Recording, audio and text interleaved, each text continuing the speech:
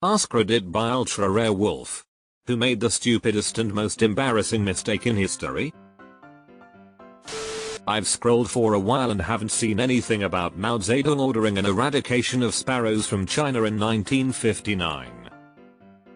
Sparrows were believed to be pests that ate grain, so the authorities started a campaign to eradicate them, along with some other perceived pests.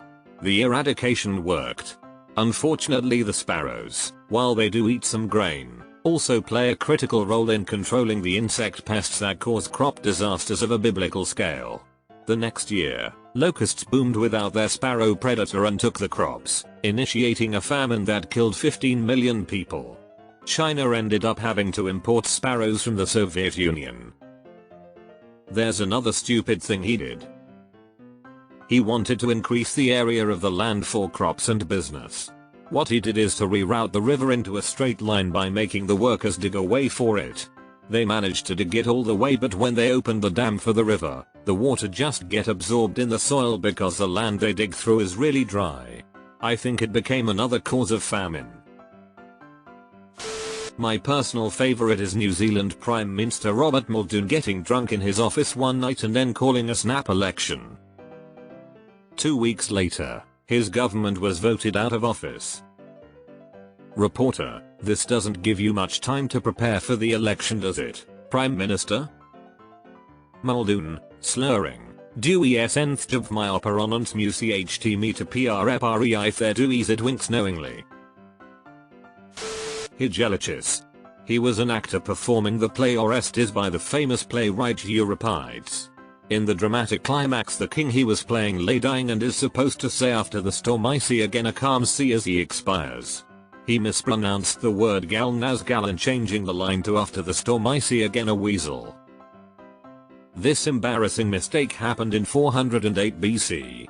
It is the only thing we know about Hygielicus. It was so humiliating and so widely mocked that we're still talking about it 2431 years later. Don't worry, Hygielicus, nobody will remember that by next week.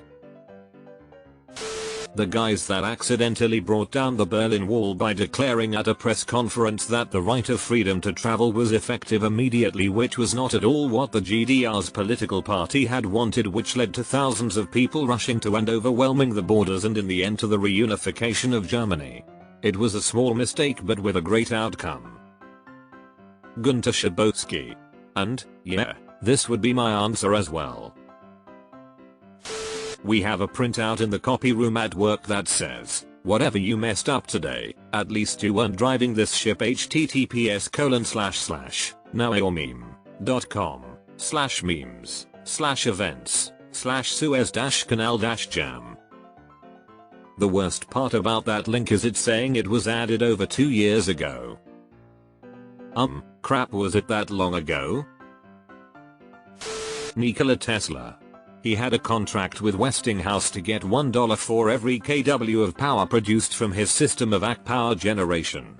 Westinghouse realized he could never make a profit and asked Real to renegotiate that rate. Tesla simply ripped up the contract. If he had agreed to just 10 cents per kW, it would have been viable and Tesla would have died the richest man in human history, but instead died penniless. He also invented radio before Marconi did, but wanted to use it to transmit power wirelessly, and Marconi beat him to it because Tesla did not understand what he created. He did have his pigeons though. I loved that pigeon as a man loves a woman, and she loved me. As long as I had her, there was a purpose to my life. During the Revolutionary War in the US, I think that's the proper war's name, a spy scouted and saw George Washington crossing the Delaware River. He tried bringing the report to his commanding officer, who waved him off because he was in the middle of a poker game. Said commanding officer was found dead the next day with the report still in his coat pocket. Deleted. Robert A. Kehoe. Killed millions and reduced the average IQ by nearly 3/4, wrongly, proclaiming lead safe to use in paints, cars, etc. One theory of why there were so many serial killers in the 70s and 80s is leaded gasoline causing brain damage. The Decca Records exec who decided that the Beatles were not worth signing.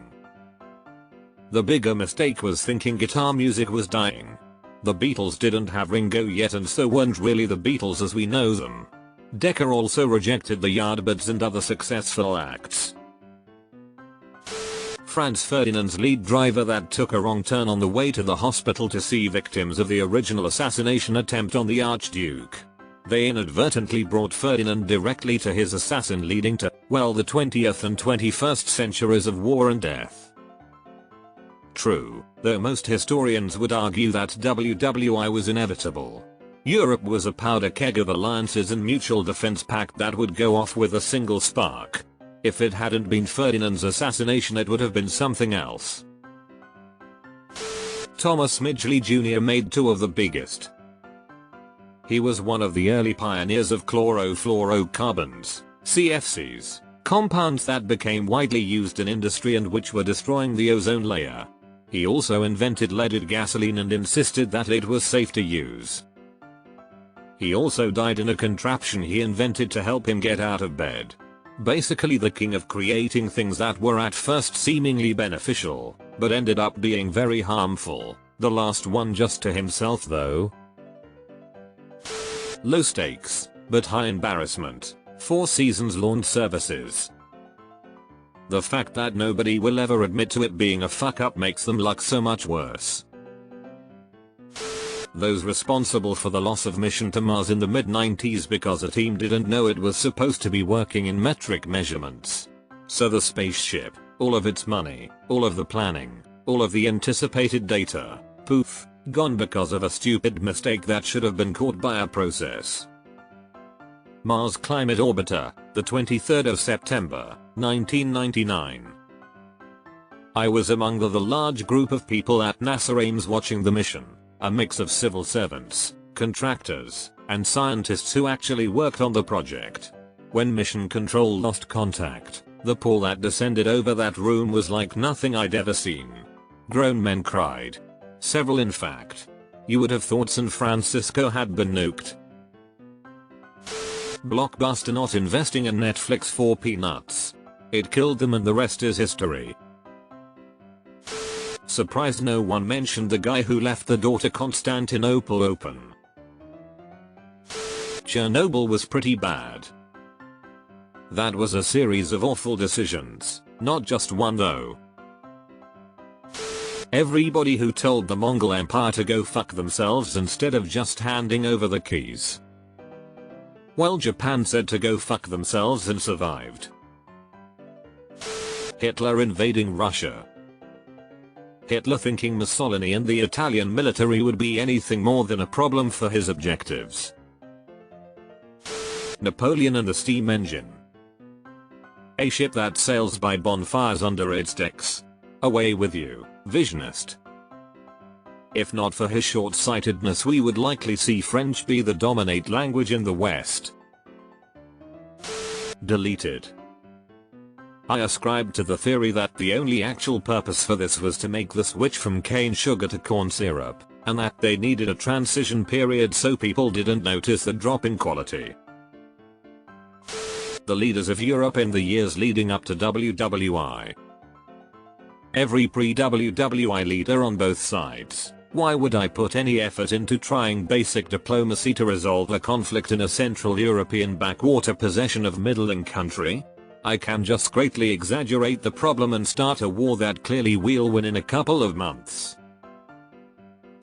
Me, according to my brain at 3 AM when I'm trying to sleep. Why didn't you say that one ridiculously clever thing you just thought of to that one bully in 8th grade? The UK Conservative Party filming their party celebrations while telling everyone to stay at home in your own bubble during lockdown. Banishing Julius Caesar to Rhodes. Big time mistake. Four Seasons landscaping, Giuliani. One of my regulars at work has a Four Seasons landscaping and press conferences hoodie.